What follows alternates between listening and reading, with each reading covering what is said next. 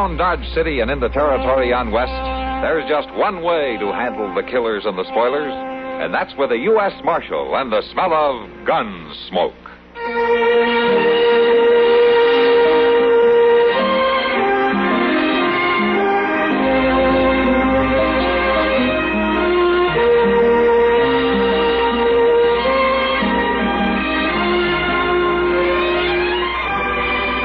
Gunsmoke, starring William Conrad. The story of the violence that moved west with young America. And the story of a man who moved with it. I'm that man. Matt Dillon, United States Marshal. The first man they look for and the last they want to meet. It's a chancy job, and it makes a man watchful. And a little lonely.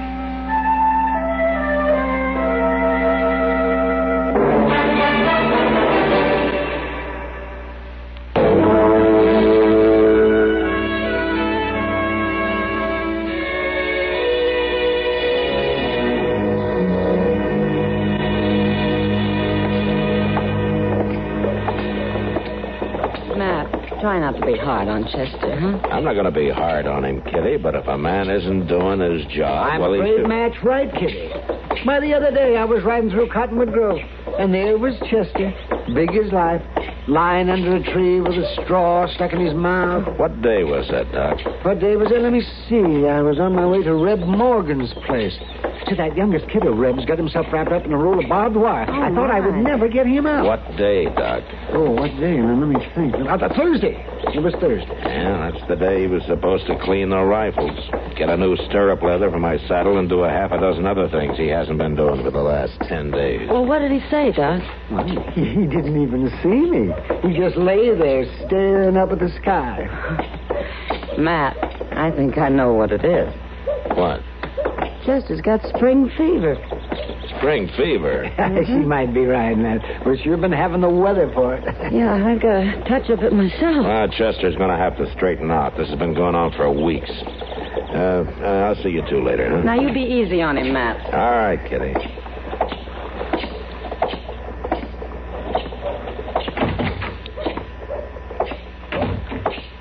Well, Chester, I'm surprised to see you here. I thought you'd be lying out under a tree somewhere about now.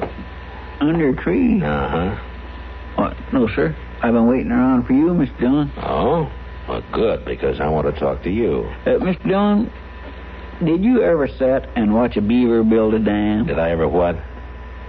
Watch a beaver build a dam. Chester, this is exactly what I want to talk to you about. There's a lot of work to be done around here, and you're not getting it done. Yes, sir, I know, but I was just starting to explain about that. You were? Yes, sir. See, for most of the year, a stream runs in one direction, don't it? Then along comes the beaver, and he builds his dam, and the water kindly starts to go in the other direction. At least for a while it does. What's this got to do with your not doing your work, Chester?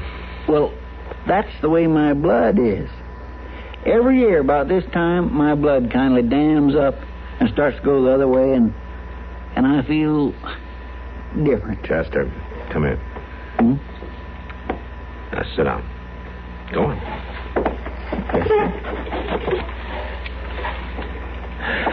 All right. Out with it. Mr. Dillon, there's a lady at that Dodge house waiting to see me. Well, what's so terrible about that? Well, nothing, I guess. Except she come here from St. Louis expecting me to marry her. She what? Chester, what have you been doing? Well, I've been writing letters to some ladies out of town. What ladies? Lonesome ladies, Mr. Dillon.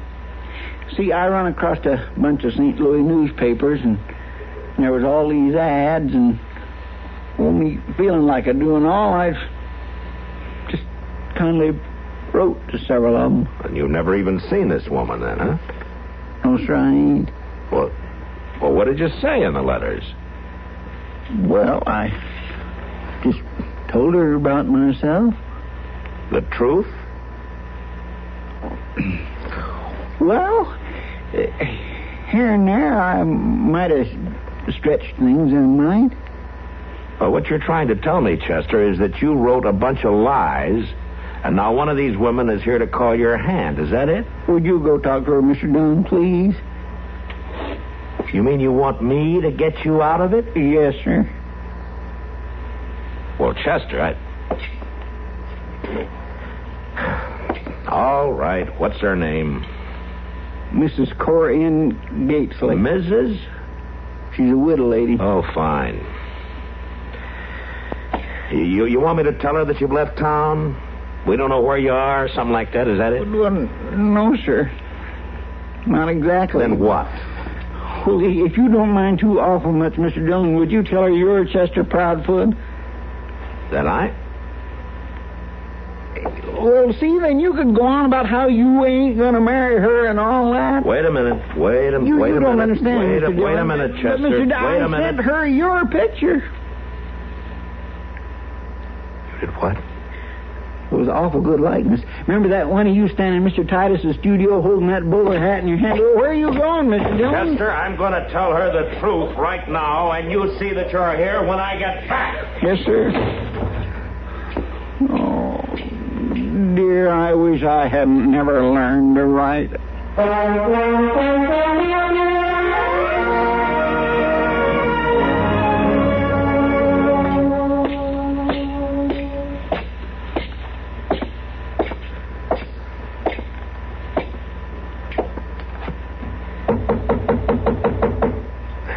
Miss Gatesley? Yes? Who's there? Chester, is that you? It's Matt Dillon. Yeah, what are you... Oh, Chester, darling, you tried to fool Corinne, didn't you? You're a naughty boy. Miss Gatesley, ma'am, I came here to... Chester, you needn't call me that. Just call me Corinne. Well, no, look, ma'am, there's been a little mix-up. Mr. Proudfoot has been kind of playing a game with you. Game? I don't understand. Well, I'm Matt Dillon, and Chester Proudfoot, well, he's another man. He sent you my picture by mistake. Dillon? Seems I've heard that name before. Well, yeah, you have, ma'am. I'm the marshal here in Dodge. The marshal? That's very interesting, Marshal. The way things have worked out, I may have need of you. Marshal Dillon, I want to show you something. These letters. You see, these were written by this Proudfoot person. Would you please read a few passages? Well,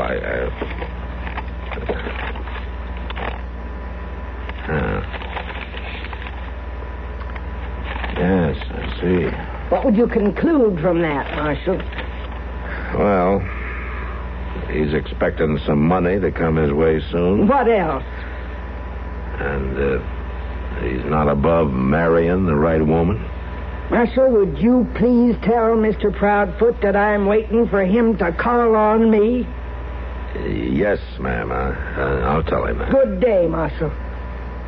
Good day, Miss Gatesley.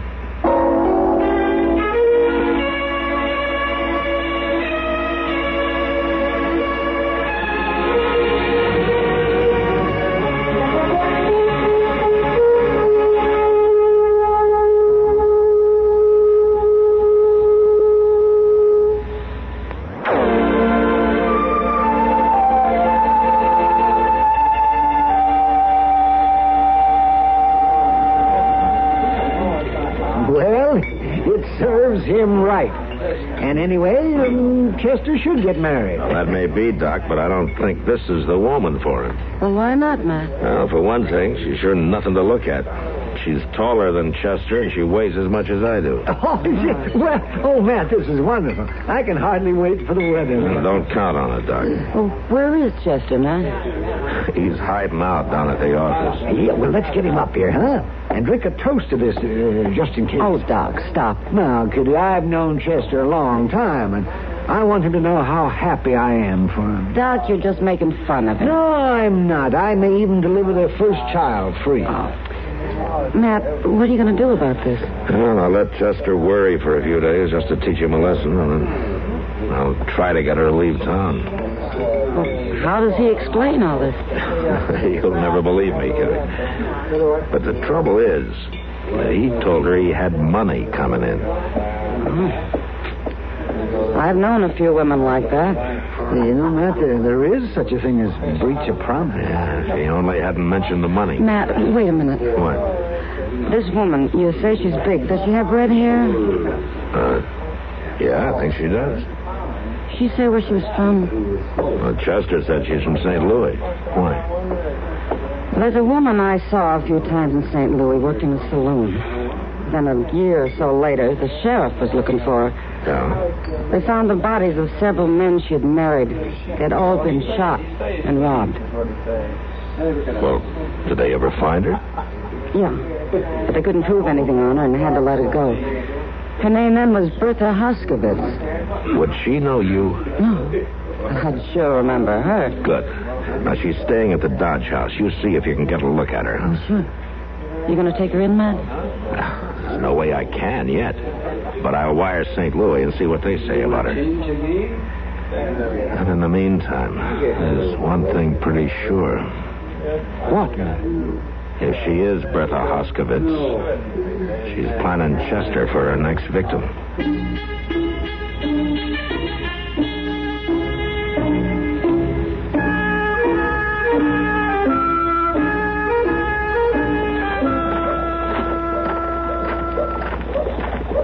Fine doggone thing.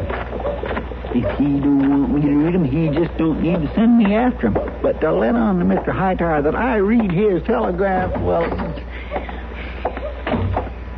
It come in all right, Mr. Dillon. Here.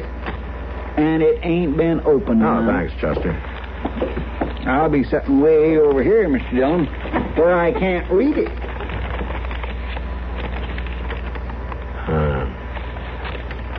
Yeah, just like Kitty said.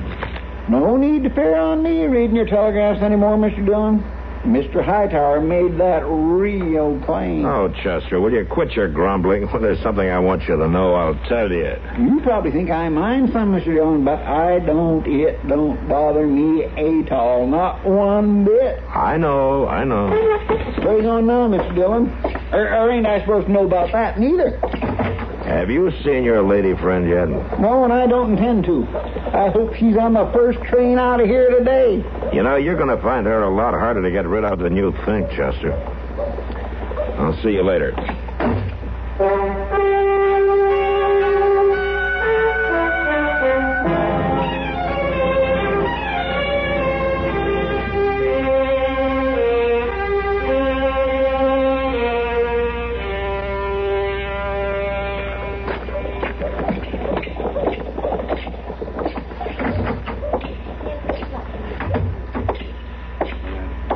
Mr. Bodkin?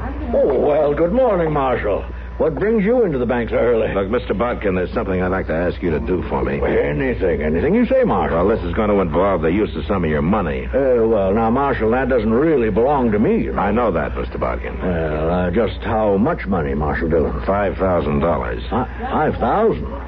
Well, Marshal Dillon, people leave their money here on trust, and it's up to me Mr. Bodkin, let's go into your office, and I'll tell you what this is all about, huh? Oh, all right, but $5,000 is a lot of money, Marshal. I know that, Mr. Bodkin.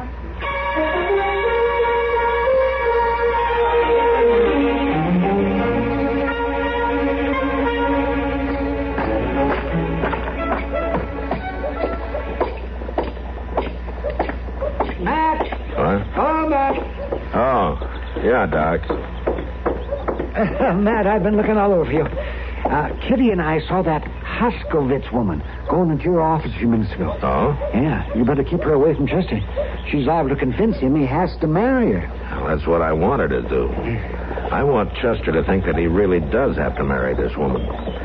Look, Doc, I tell you what. Huh? You go find Kitty and tell her about this and see that she helps out, huh? Oh, but Chester might get killed. Well, I'll see that he doesn't. Now, you go tell Kitty, and then both of you come right back to the office as soon as you can.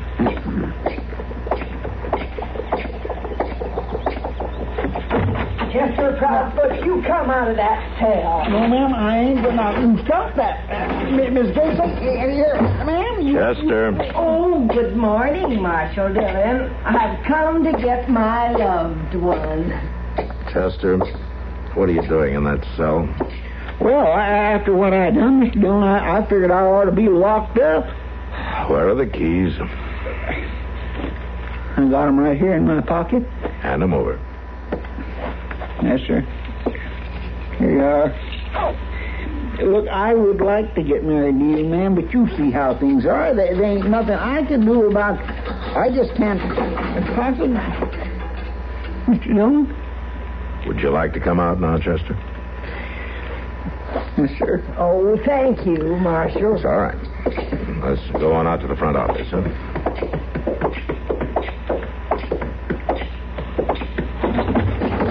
Ah, there he is, Kitty. The happy bridegroom. Hello, Chester. Is this the big day? Well, no. Say, don't I know you, dearie? Oh, not that I know of. Oh, I guess not. Oh, look at this poor boy. He's scared to death. Chester, darling, see how your little Corinne's trembling all over? Oh, just look at that. Don't do I have to go through with this? I never really meant nothing by writing all them letters. I was just having a little fun. Chester, you can't toy with a woman's heart that way. You ought to be ashamed of yourself, Chester. I am, Miss Kitty. Honest, I am. Miss Gaisley, ma'am. Yes, love. You don't want me now, do you? I don't look like much. I ain't had hardly no schooling at all. All I know is helping Mr. Dillon, and that's all I really want to do. Every year at this time, I get these crazy ideas about women and maybe having a home of my own. And spending your money on someone you love. Money. They say that's... Oh, I told you an awful lie about that. Why, I ain't got no money at all. That was all part of the... Well, that was just talk, like the rest of it. What are you saying?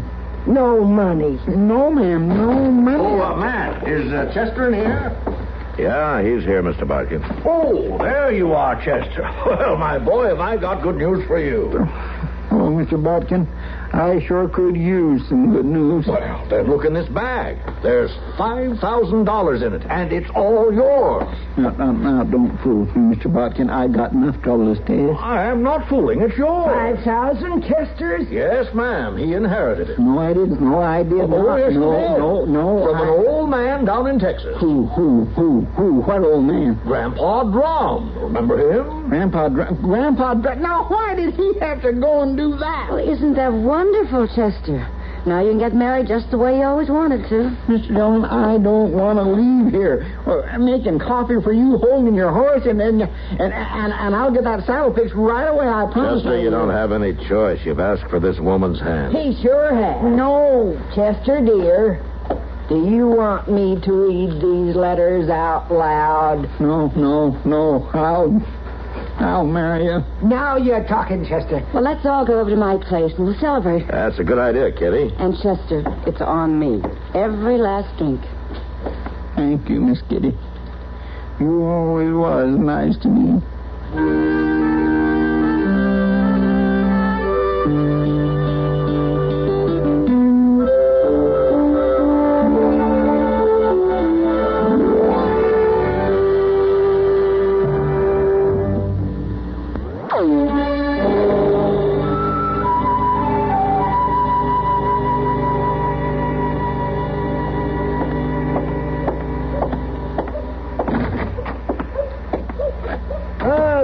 Matt. Yeah, here I am. Well, I wonder... Well, what are you so grumpy about? Oh, I feel kind of bad about what I'm doing to Chester. Well, then why don't you call it off? I can't do that, Doc. I was hoping I was wrong, but... Here, look at this. Huh? What do you mean? What is it? Another telegram? Yeah, this time from Wichita. From Wichita? Let me read this.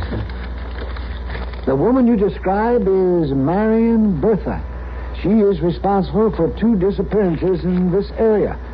Found both bodies, but can prove nothing. Suspects she works with male accomplice. Signed Sheffield. Male accomplice? Oh, my. You're going to get Chester killed. I hope not, Doc. Well, she's got tickets for both of them on this afternoon stage to London. I know. And says she won't be married anywhere else. She wants to get Chester and his money away from Dodge, Doc. Well, then, what are you doing about it? I'm going to give her enough rope to hang herself. I just hope Chester doesn't get caught in the same noose.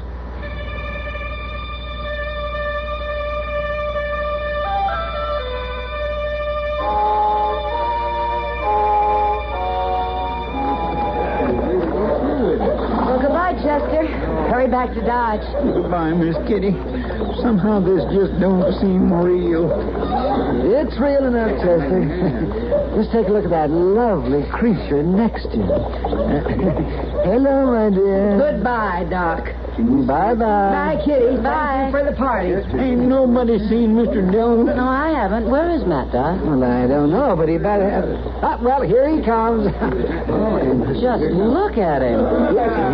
He's wearing a tie, Kitty, and his Sunday suit. Mr. Dillon, did you come to just insist that I get off this stagecoach? No, Chester, I'm going to ride to Larned. You didn't think I'd miss that wedding of yours, did you? I guess not. All right, Jack, let's get this stage going. It's 2 o'clock. All right, Marshal. Everybody out of the way.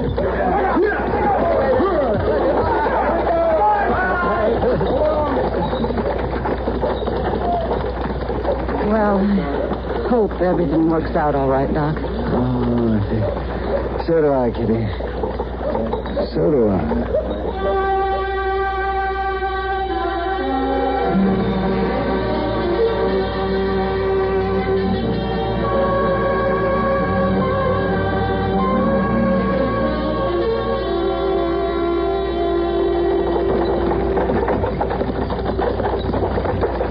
Marshal Dillon, I don't understand why you're coming along. Chester and I have been friends for a long time, Miss Cayley. That's the least I can do. Friends. I thought we was friends, Mr. Dillon, till I seen you all dressed up for my wedding. The poor darling. Chester, dear, you'll be happy. After all, love conquers all. Love. I never knew a man could get into such a mess. Mr. Dillon, I was just funnin'. There's at least 4 or 5 other ladies that I wrote to. But I've got you. Yes, ma'am, I reckon you have. All right. Stop them horses, mister. What's this all about? Grab Bertha, Chester, and keep her quiet. What? What is this, a hold-up, Mr. Dillon? Just keep yourself and the woman out of it, Chester. Yes, sir. All right, driver, jump down. I said keep her quiet.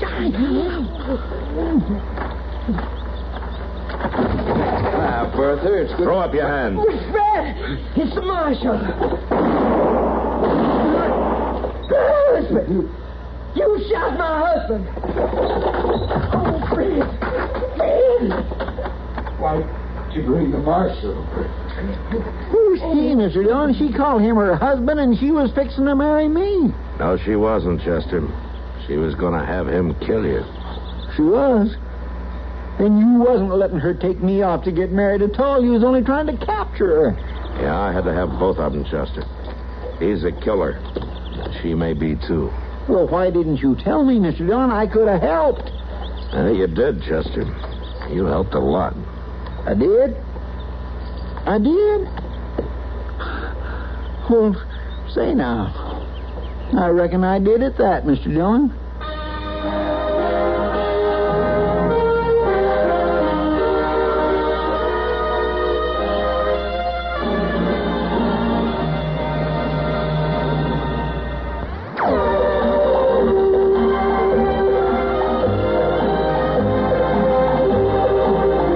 Gunsmoke. Produced and directed in Hollywood by Norman MacDonnell, stars William Conrad as Matt Dillon, U.S. Marshal. The story was specially written for Gunsmoke by Tom Hanley, with editorial supervision by John Meston. Featured in the cast were Virginia Gregg, Joseph Kearns, and Vic Perrin. Parley Baer is Chester, Howard McNear is Doc, and Georgia Ellis is Kitty. This is George Walsh inviting you to join us again next week when CBS Radio presents another story on Gunsmoke.